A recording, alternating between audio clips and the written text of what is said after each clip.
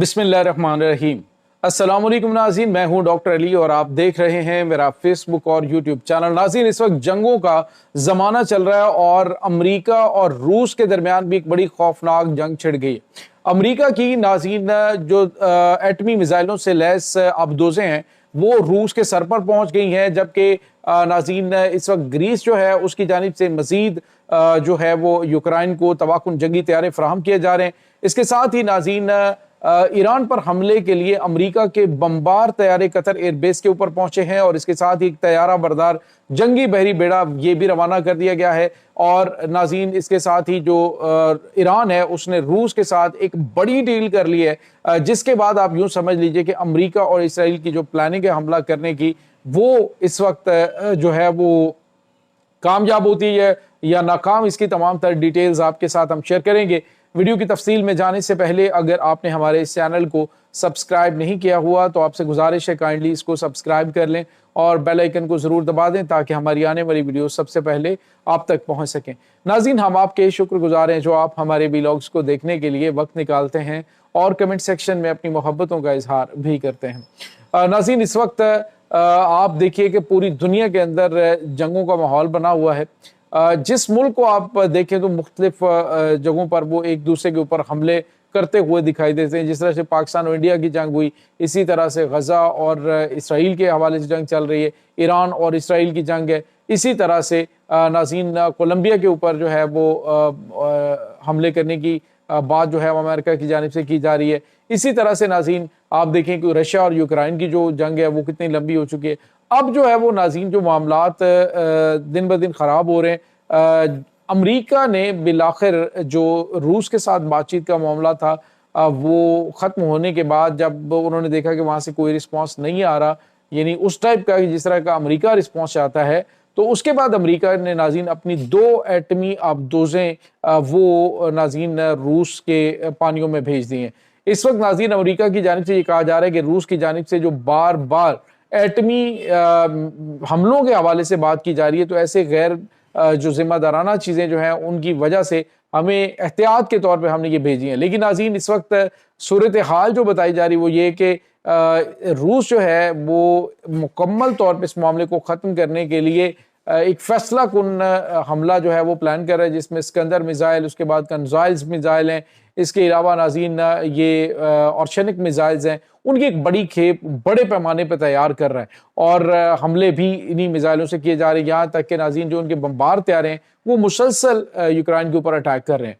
इस वक्त नाज़रीन अमेरिका जो है वो यूक्रेन को बचाने के लिए पहुंच चुका है और ये जंग किसी वक्त भी रूस और नाटो ममालिक के दरमियान शुरू हो जाएगी। अमेरिका की जानिब से एक जो यूं कह लीजिए कि एटॉमिक डेटरेंस है उसके लिए अपनी जो एटमी आबदोज़ें हैं वो रूस के पानियों के करीब भेजी गई हैं। मकसद ये कि किसी भी हद तक जाने के लिए अमेरिका इस वक्त तैयार है। नाज़रीन यहाँ पे आपको ये बताते चलें कि जो चाइना है वो बड़ा इस अंदाज से गेम कर रहा है कि वो सारी की सारी जो मार्केट है उसको कैप्चर कर रहा है जो अमेरिका के कंट्रोल में। आप देखिए जिस तरह से इन्होंने भारत के ऊपर पाबंदी लगाई तो उन्होंने के वीज़ा जो है उसका इजरा कर दिया ताकि जो टेक्निकल लोग हैं, जो एक्सपर्ट्स हैं, उनको चाइना मदऊ किया जाए। और इसी तरह से उनके लिए जब इन्होंने इनके ऊपर 100% मेडिसिन के ऊपर टैरिफ आयद किया तो चाइना ने उसके ऊपर टैरिफ 0 कर दिया इंडियन मेडिसिन के ऊपर। तो कहने का मतलब ये है कि चाइना जो है जहाँ जहाँ पे अमेरिका जो है वो स्पेस छोड़ रहा है तो चाइना वहाँ पे कब्जा किए जा रहा है। रही बात रूस की, तो रूस इस वक्त एक ऐसी वार मशीन के तौर पे चल रहा है कि उसने वाज़ेह तौर पे कहा है जी कि अगर मुझे अपनी सलामती का खतरा हुआ तो मैं एटमी हथियार चलाने से भी बाज नहीं आऊँगा। और इसी वजह से ये अमेरिका की जानिब से कदम उठाया गया कि रशियन जो तेवर हैं वो ठीक नहीं है। इसके बाद नाज़रीन आपको ये बताते चलें कि ये जो हल्का सा भी एक मामला ख़राब होता है तो ये एक जोहरी फ्लैश पॉइंट बन सकता है, क्योंकि रशिया जो है वो किसी किस्म का कोई भी आप ये कहें कि रिस्क नहीं लेगा कि अमेरिका उसके ऊपर आके हमला करे। इसके बाद नाज़रीन एक और बड़ी और अहम तरीन डेवलपमेंट है। अमेरिकी सदर और नेतन्याहू की मुलाकात के बाद अब ये खबर आ रही कि कल रात जो है अमेरिका के जो B-2 बमबार स्टेल्थ बमबार तैयारे हैं ये नाज़रीन पहुंचे हैं कतर एयरबेस के ऊपर, जो कि अमेरिका की मशरिक़ वुस्ता के अंदर सबसे बड़ी एयरबेस है। और इसके साथ ही एक तैयारा बरदार जंगी बहरी बेड़े को भी भेजा गया है। रिफिलिंग टैंकर्स जो तैयारे होते हैं, यानी जो रास्ते में फिजा के अंदर जंगी तैयारों के अंदर रीफिलिंग करते हैं, उसमें दोबारा से फ्यूल भरते हैं, उन तैयारों की भी आमद हुई है कतर में। इसका मतलब आप समझ सकते हैं कि किसी वक्त भी अमेरिका और इसराइल, जो कि रशिया की जानिब से भी कहा गया था कि किसी वक्त भी ये हमला कर सकते हैं ईरान के ऊपर दोबारा से, तो ईरान भी नाज़रीन इस वक्त मुकम्मल तैयार है। ईरान ने 1967 के बाद अगर कोई सबसे बड़ा मुआहदा किया है नाज़रीन, तो आज वो बाकायदा तौर पर मुआहदे की शक्ल में आ चुका है, जिसमें रशिया के साथ 20 साला एक स्ट्रेटजिक मुआहदा है, जिसके तहत रशिया जो है वो हर तरह से इनको इंटेलिजेंस शेयरिंग के साथ साथ इनको जो फौजी इमदाद है वो फराहम करेगा, और इसके साथ ही नाज़रीन उसमें इकोनॉमिक और उसके बाद जो एटमी पावर प्लांट्स हैं उनकी तामीर के हवाले से मुआहदे शामिल हैं। तो ये वो चीज़ें हैं जो कि ईरान और रशिया के दरमियान चल रही हैं। आज जो है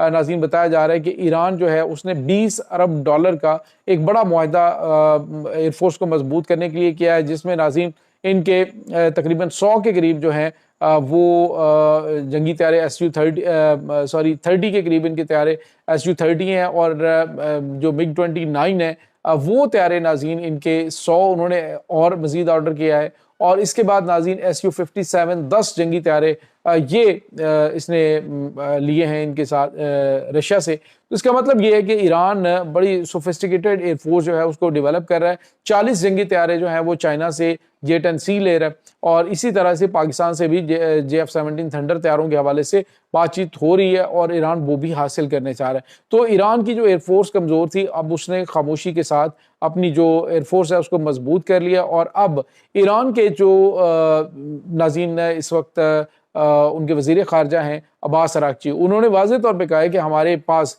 इतनी यूरेनियम मौजूद है कि हम किसी वक्त भी एटम बम बना सकते हैं। और साथ ही उन्होंने ये भी बताया कि हमारे एटमी जो साइट्स हैं उनको नुकसान ज़रूर पहुंचा, लेकिन इसका मतलब कतई नहीं है कि ईरान जो है वो अब कैपेबल नहीं है एटम बम बनाने का। हमारे पास इतनी अफसुदा यूरेनियम मौजूद है कि हम किसी वक्त भी एटमी हथियार बना सकते हैं। टेक्नोलॉजी हमारे पास है, तमाम तर चीज़ें हमारे पास मौजूद हैं, इसको ज़्यादा टाइम नहीं लगेगा कि हम एटम बम बना सकते हैं। तो इसका मतलब आप समझ लीजिए कि ईरान जो है वो अपने ऊपर ये बार बार जो हमलों को रोकने के लिए एक जौहरी डिफेंस जो है वो लाजमी कायम करेगा, और उसके लिए वो नाज़रीन रशिया के साथ अंदर खाते जो इनके अहम तरीन डीलें हुई हैं उसमें पता चल रहा है कि ईरान जो है वो कुछ कोल्ड टेस्ट जो है वो एटमी हथियारों के कर सकता है। और साथ ही नाज़रीन ईरान ने मुतनब्बे भी किया, उन्होंने कहा है, ईरान के जो वज़ीर ख़ारजा हैं उन्होंने कहा है कि किसी वक्त भी जो इसराइल के साथ हमारी सीज़ फायर है ये ब्रेक हो सकती है, क्योंकि इस वक्त उनकी जानिब से ईरान के ऊपर हमला करने की प्लानिंग जारी है, लेकिन अब की बार जो हम जवाब देंगे वो पहले से कई 100 गुना ताकतवर होगा, और अब की बार हम जो है वो बिल्कुल इनको फ्री नहीं करेंगे। नाज़रीन, पहले जो इन दोनों ममालिक के दरमियान होने वाली 12 रोज़ा जंग है उसमें पाकिस्तान ने कलीदी किरदार अदा किया था। अब भी हमने आपको बताया कि जो ईरान है उसने पाकिस्तान से जो है वो इंटेलिजेंस मदद मांगी है कि पाकिस्तान की जो खुफिया एजेंसियां हैं वो ईरान के अंदर मौजूद ईरान की मुखालिफ जो खुफिया एजेंसियां हैं उनका खात्मा करने के लिए अपना किरदार अदा करे और हमारी उसमें मदद करे। तो ये नाज़रीन कुछ ताज़ा तरीन अपडेट चल रही हैं इस तमाम सूरत हाल के बारे में। आपका क्या कहना है? कमेंट सेक्शन में अपने ख्यालात का इजहार ज़रूर कीजिएगा।